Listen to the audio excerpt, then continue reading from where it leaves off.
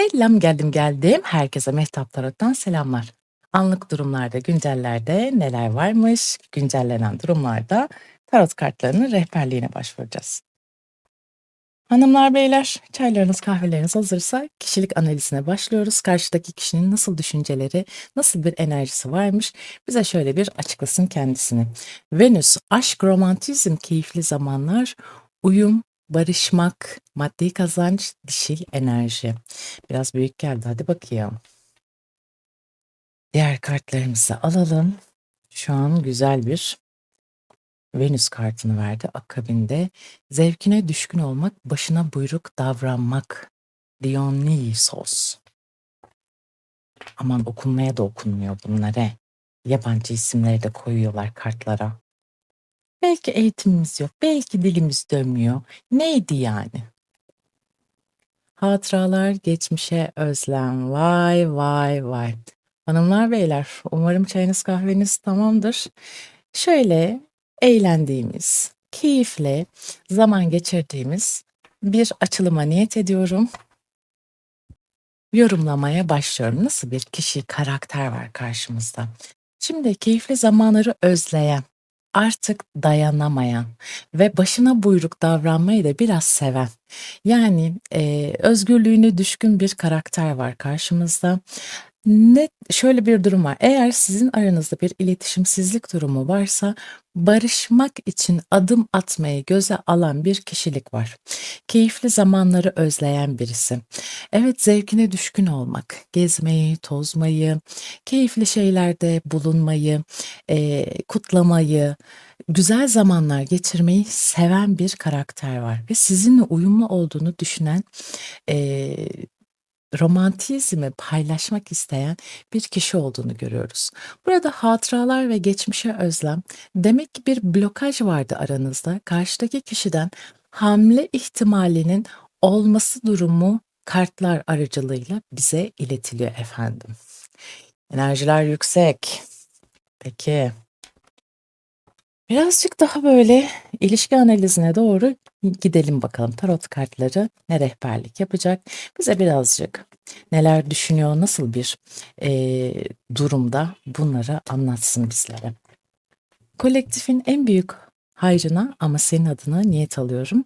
Zamansız bir zamana niyet aldığım detaylı bir yorumlama yapacağım. Açılıma başlıyoruz. Hanımlar, beyler. Hadi bakalım.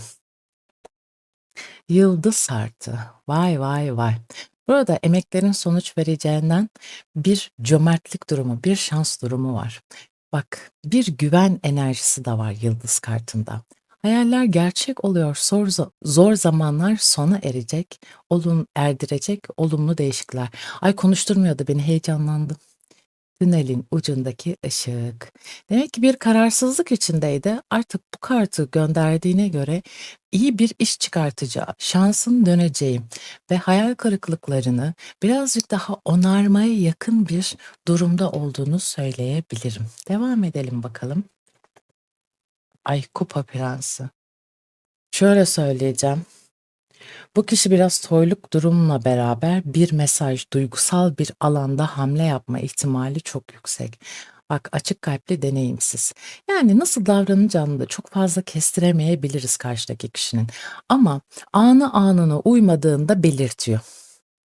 Kupa Şövalyesi. İlişkilerle ilgili mesajlar. Aranızda bir iletişim durumu olabilir bu kişiyle.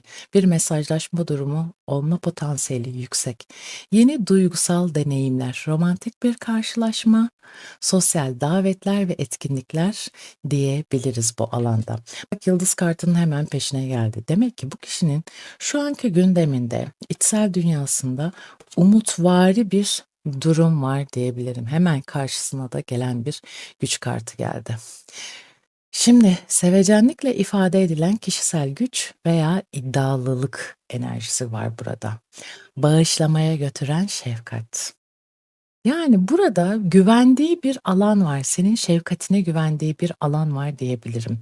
Yine belki de sen belki de problem yarattın ya da böyle kabul edilemeyecek tartışmalar yaşadınız aranızda.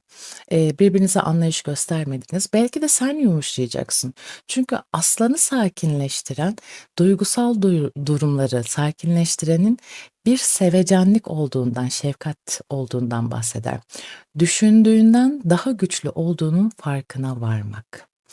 Bu kişi seninle ilgili tecrübelerinin olduğunu ve bununla beraber artık daha rahat hareket edeceğini düşündüğünü söyleyebilirim. Şimdi bunun diğer hali ruhi durumuna bakalım. Şu an iç dünyasında gerçek anlamda bir ümitkar durum var. Yani imkanları sanki kesip biçiyor, daha çok analiz ediyor, stratejik durumlar var. Yani keyifli zamanları zaten özleyen bir karakter var, bir kişi var karşımızda. Barışmak için gün sayan ya da barışmak için bir düşünce barındıran bir kişi olduğunu söyleyebilirim. Ruhen kendisini belki yorgun hissediyor olabilir ama ters giden bir şeyleri artık düzeltme eğiliminde olduğunu söyleyebilirim. Ruh durumunda bakalım neler var? Gizli aşk durumu. Acaba bundan dolayı mı bir problem yaşadınız ya da siz misiniz gizli aşk? Acı çekmek, peki, ve özgürlük. Aranıza giren belki farklı bir kişinin varlığından, İlişkiniz belki de sekteye uğradı diyebilirim. Bir ayrılma potansiyeli yaşamış olabilirsiniz. Çünkü artık bana karışma ya da ben bu acıyı çektim, bitti, artık daha net görüyorum. Ortadaki sisler kalktı. Artık sorumluluk alıp da ilerleyebilecek potansiyeldeyim. Hani böyle bir şey vardır ya, çıraklık, kalfalık, ustalık gibi hani böyle bir durumlar vardır ya. Sanki daha tecrübeli bir enerji var burada. Bakalım kendisini çektiği acıdan, nasıl ifade edecek? Yani senden bakış açısı, düşünceleri ne olacak? Bir de onlara bakmak istiyorum. Arkadaşım, sevgilim, eşim, dostum ne olursan ol seni kaybetmek istemiyorum. İşte zaten geri dönme eğilimi de birazcık bundan kaynaklanıyor. Yani artık o acı çekmesi vesaire gibi durumları, eee netleşebilecek durumda diyebilirim. Artık, hani, bu gizli aşk durumu var diye belki bir flört ettiği durum vardır. Bunu fark etmiş olabilirsiniz ve bundan dolayı da hayatınızdan çıkartmış olabilirsiniz ama bu kişinin geri adım atma potansiyelinden yine özlemle geri hamlesi ihtimal dahilinde gözüküyor. Sana gelirsem kalbinin kapısını açabilir misin? Çünkü çok acı çekiyor. Yani, zaten Kupa Prensimiz bir mesajdan bahsediyordu bize hatırlarsan. Duygusal bir iletişim halinde olmayı düşünüyor zaten ve güzellikleri artık daha çok yaşamak istediğini düşünüyor. Acı çekme potansiyeli artık bitsin enerjisinde karşı tarafta. Devam edelim bakalım. Tüm kalbimle söylüyorum, seni çok seviyorum. Bakar mısın? Artık sırtında demek ki yükler var. Bunları indiriyor. Bir netlikle oluştuktan sonra artık düşünceleri daha keskin bir duruma geliyor. Devam edelim. Diğer bir duygu kartlarımızı da alalım. Kendisi nasıl ifade ediyor? Boşluk hissi. İşte onu zaten mahveden durum da bu. Sizden ayrıldığında yokluğunuzun acısını hissetti. Sessizliğinin sizi kandırmasına izin vermeyin. Boşluk hissi ne yapsa da olmuyor yeriniz demek ki. Ne yapsa olmuyor demek ki. Devam edelim. Kökünden sökülen, sizinle yeni bir hayata başlamak için eski alışkanlıklarını ya da uzun süreli bir ilişkiyi bırakıyor. Bak bunlar çok büyük mesajlar. Yani gelgeç duygular değil. Demek ki bir üçüncü kişi enerjisi vardı ve bunu bitirmiş. Artık geri bir adım atma potansiyeli var karşı tarafın. Daha netleşmiş bir şekilde hamle yapmaya çabalıyor diyebiliriz hayatım. Çünkü pişmanlık var karşı tarafta. Sizin onu affetmenizi beklemek şöyle dursun, size kötü davrandığı için kendisini bile affetmekte zorlanıyor enerjisi var burada. Yani enerjiden daha çok mesaj var burada. Artık gerçeklerinin gördüğünü Büyük resmi fark ettiğinin biz de bilincine varmış olduk. Devam edelim. Şu kartları kullanacaktım ama şu an o enerjide olmadığımı fark ettim. Onları geri koyalım. Bilge danışmanlık. Bak, ilahi varlıktan yardım isteyin ve aldığınız yanıtlara güvenin mesajı var.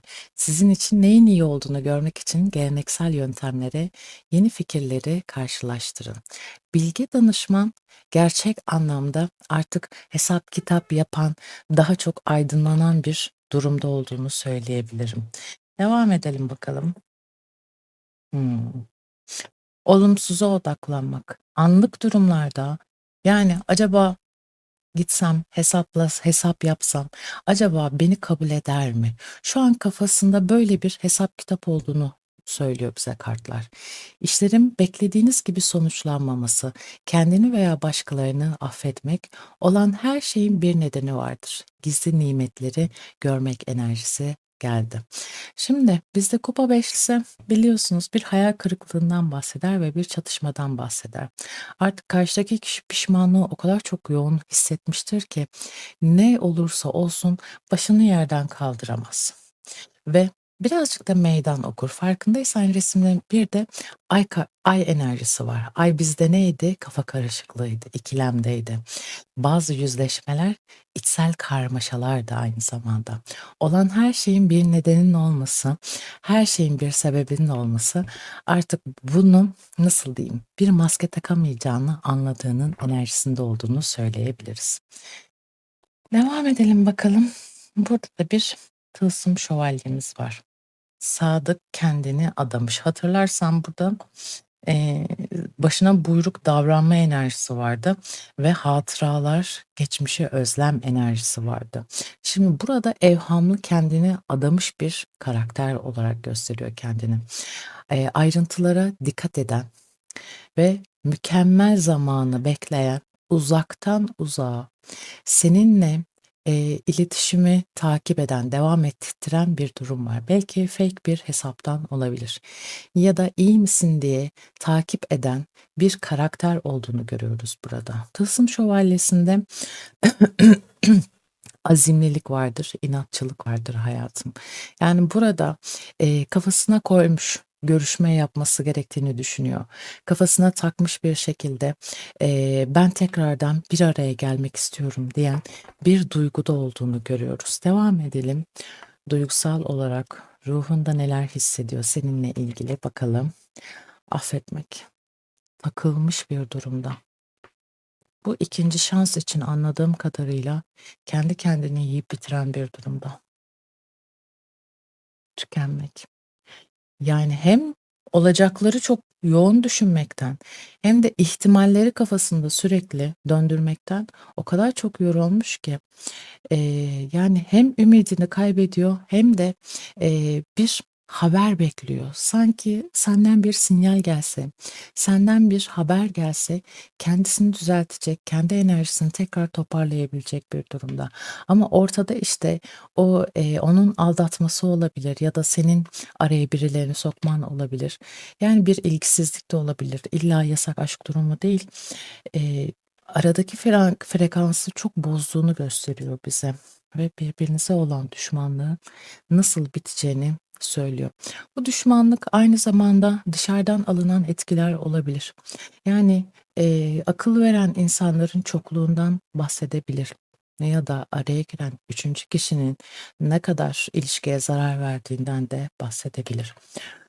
Hep hesap kitap durumunda. Öyle kendimi sıkışmış hissediyorum ki, baktığım zaman kartlarda müthiş derecede, bir ümit hissediyorum ve akabinde de acaba bu yoldan nasıl çıkabilirim hissiyatı çok fazla var. Yani bir başlangıç, yeter ki bir, tünelin ucunda bir ışık göreyim, sanki ilerleyeceğim.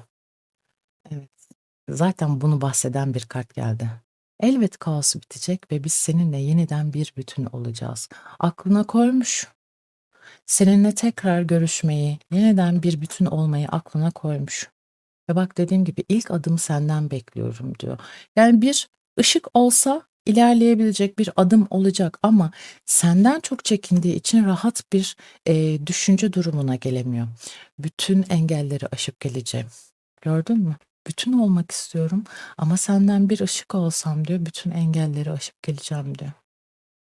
Böyle de bir net duygu içerisinde. Ne yaptınız siz bunu? Ne yaptınız? Engellediniz mi?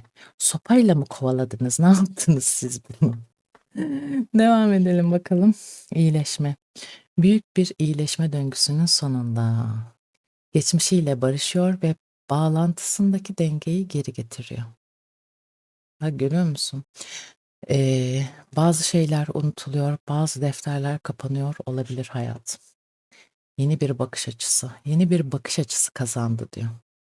Artık kendi toksik davranışlarıyla sizi ne kadar hayal kırıklığına uğrattığını görebiliyor diyor. Büyük bir aydınlanma var burada. Alo. Çok ilginç. Çok ilginç. Doyumsuz. Dindirilemez bir doyumsuzluğu var. Sizden başka kimsenin tatmin edemeyeceği bir susuzluk. Sizi her geçen zaman daha fazla arzuluyor. Sürekli aklındasın, sürekli kafasına takmış bir şekilde, takıntı yapmış şekilde, sürekli yüzleştiği, netlik kazandırmaya çalıştığı bir enerji var. Yani kartlar bu hikayeyi o kadar çok anlatıyor ki ben sadece kartları çekiyorum farkındaysan. Aynı hikaye kafayı takmış bir şekilde, hatıralar, özlem durumu çok fazla ve hep bir barışma ihtimali. Şu Zühre'de Venüs kartında olduğu gibi işte. Barışmak, keyifli zamanlar, uyum. Burada dişili çok özleyen bir eril var. Kendini ifade edebilecek pozisyona gelen bir karakter var. Şimdi burada kupa üçlümüz var. Burada, bir birlikte güzel zamanların geçme ihtimalinin, durumu var. Gelecek hanesini yorumladığımız zaman. Kutlamaya değer haberler, nişan, düğün, hamilelik veya mezuniyet gibi sevindirici müjdeler. Minnet duyma zamanı. Birine yakın topluluklar veya seçilmiş aileler. Burada bir kutlama durumu var. Yani aklında ya bir doğum günü olabilir ya bir, ilişkinin üst mertebeye çıkması olabilir ya da bir kalabalıkta bir araya gelme, denk gelme gibi bir durum olabilme potansiyelinden bahsediyor kartlar. Aslında gelecek hanesinde zihninde o, hani, karmaşalar vesaireler 2 arada bir derede kalma durumu var ya, sezgilerinin daha çok kullanıldığı, kötü etkilerin daha temizlendiği bir alan diyebilirim. Geldik tılsım sekizesine. Ayrıntılara çok dikkat eden ve mesleki hayatında da çok şey öğrenen bir karakter. Şimdi ben burada tılsım sekizesini gördüğümde, emek sarf eden, ilişkiye artık daha çok önem vermesi gerektiğini anlayan ve, bir karakterden bahsederiz. Bir kolektifin bir yarısında da emeklilikle alakalı haberlerin gündeme gelmesi, gibi değerlendirebiliriz burada. Bir gelişme var. Detayların, atlanılmaması gereken bir durum var ki maddi kazançlar durumu vardı ya, hani, Venüs kartında. Demek ki bir emeklilik parası, toplu bir para gibi bir durum var. Alacağı bir ikramiye gibi bir şey de olabilir. Bu kişiyi demek ki rahatlatıyor ve bunu da sizinle paylaşmak istiyor diyebilirim. Ay bu kadar olur ya. Resmen, aşk akıyor. Aşk akıyor. Çok ilginç bir açılım ya gerçekten. Çok fazla şey oluyor diyor. Birçok iyi fırsatın yol açtığı stres, beklenmedik olaylar veya hızlı değişimler. Aynı anda birkaç işi yapma yetkisi, iş seyahati. Bu kişiden çok çabuk bir şekilde, haber alabilme potansiyeli var hayatım. Özellikle yay enerjisi çok fazladır burada ve yay da nasıl diyeyim ateş elementidir. Hemencecik olsun ister. Tutkusunun çok yoğun olduğundan dolayı, eee, yakıp yıkar ortalığı ve biz burada şöyle söyleyeyim, acelecilik ve hareketlilikten bahsederken aynı zamanda da bir kutlamadan dolayı, alacağın haberlerden bahsederiz. Yani burada karşı taraftan çok çabuk bir şekilde sürpriz bir haberleşme geliyor diyebilirim hayatım. Gerçekten kendisini çok güzel anlattı, çok güzel ifade etti. Devam edelim bakalım. Nereye doğru gidiyor bu durum? Bilinç altyapısına, ruhuna bir bakalım. Çözüm arayışı içerisinde farkındaysan bir şeyleri halletmek istiyor, elinden geleni yapmaya çalışıyor ve sanki bir proje, sanki bir kafasında kurduğu bir iş durumu olabilir ya da bir yani size fırsat açabilecek ev durumu olabilir. Yani ev tutma ya da taşınma durumu olabilir. Yani sıkışık ne varsa bunları çözümlemeye doğru giden bir durumda olduğunu görüyoruz. Çünkü bunu şimdiye kadar yapmadığı için de bir suçluluk durumu var. Eğer bu suçluluğu sen hissediyorsan sakın hissetme, karşı taraf hissetsin. Çünkü yorgunluğu var senin. Senin yorgunluğun var ve bu yorgunluğu sen sürekli sırtında taşıdığın için, bilinç altında yaşadığın için, duygusal istikrarın bu yönde ilerlediği için ilişkine belki de çok fazla emek verdin ve karşı taraftan bir türlü cevap alamadın. Bırak karşı taraf artık çözüm durumuna geliyor. Bazı şeylerin farkına varıyor. Eğer bir arada yaşıyorsanız belki musluğu tamir etmeye karar veriyordur artık ya da seninle tatile çıkmaya artık daha çok, planlar yapması gerektiğine idrak boyutuna gelmiş olabilir. Bu alanda ilişkinin daha uyumlu olabildiğini söyleyebilirim. Çünkü çok özlemiş. Yani resmen love story bir açılım oluyor. Evet, kendisini nasıl ifade eder? Duygularını bize, anlatsın bakalım, ne söyleyecek? Siyah beyaz fotoğrafı gülüşünle renklendirirsin sen. Karşı taraf müthiş bir aydınlanma içerisinde. Çok ciddi söylüyorum. Yani kolektifin enerjisi çok pozitif. Umarım, ücretsiz bir şekilde takip ediyorsunuzdur ve, yorumlarda şöyle söyleyeyim, "Ben de seni özledim, ilişkimizi, değerli kılıyorum." demeniz, manifest enerjisine gelmeniz benim için çok kıymetli. Çünkü müthiş derecede bir aydınlanma var. Konuştuklarımız da gerçek değil mi? Karşı taraf gerçekten artık bir şeyleri kafasında bitirmiş, netleşmeye doğru gidiyor. Unutamadığı bazı şeyler var.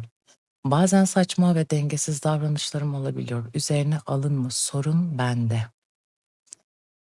Ya ama benim arkadaşımı da üzmüşsün yani. Şimdiye kadar ne olacak? Yani bütün olay senin özlemen ya da senin hamle yapmanla mı ilgiliydi yani? Tüh sana, tüh sana. Atalardan kalan, nesiller boyunca ona aktarılan olumsuz kalıplarını temizliyor. Aydınlanmayı yaşaması bundan dolayı. Yolculuğu aceleye getirmeyin. Peki. Burada ne var biliyor musun? Bir aile engeli olabilir ya da ailenin, onun üzerinde çok büyük bir söz sahibi olmuş olabilir, hak sahibi olmuş olabilir. Artık bunlardan yavaş yavaş kurtuluyor diyebiliriz. Karanlık taraf, kimsenin bilmediği ve size göstermekten çok korktuğu karanlık bir tarafı var. Zaten o karanlık taraf yaşandığı için de işte bir blokaj durumu oluyor. Fakat keyifli zamanlara doğru gelen bir durum var. Bir bekleyiş içerisinde. Dedik ki senden bir hamle bekliyor diye.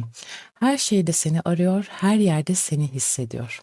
Aklının bir köşesinde hep seninle karşılaşmayı umut ediyor diyor. Yani daha ne olsun? Daha ne olsun arkadaşlar? Yani hani manifeste katılmak istemeyenler sadece kalp bile bıraksalar olur yani. Kalp emojisi bıraksalar bile olur. Böyle bir durum yok. Hadi bakalım toparlayalım açılımı. Love Story durumu oldu. Gördünüz hanımlar beyler. Çok büyük bir özlem durumu var ve bu netleşecek bir enerjide. İletişim durumu bir mesaj olabilir. Sürpriz bir karşılaşma olabilir. Karşı taraf artık ben yeter görüşmek istiyorum enerjisinde. Telefon geldi o anda kesmek durumunda kaldım. Evet devam edelim bakalım. Neler var? 3 tane kartımız var. 1, 2, 3. İstersen hepsini, istersen bir tanesini seçebilirsin. Dediğim gibi, manifeste katılmak istemezsen bile, enerjisel olarak kalp emojisi bırakabilirsin. Çekip gitmemek için bir sebep var. Başından beri birbirimize aittik diyor. 2 numarayı seçenler. Sonsuza kadar birlikte olmak için yaratıldığımızı biliyorum. Beni kaybedemezsin. Sonsuza dek seninim enerjisiyle güçlü bir mesaj verdi. 3 numarayı seçenler gelsin bakalım senin de mesajın. Seni seçerdim 100 yaşımda, 100 yıl dünyada, gerçekliğin herhangi bir versiyonunda. Seni bulur ve seni seçerdim. Vay vay vay. Hanımlar beyler, resmen burada bir aşk açılımı yaptık farkındaysanız. Hadi bakalım yorumlarda buluşalım. Neler var sizde, neler yok. Kendinize dikkat edin. Hoşça kalın.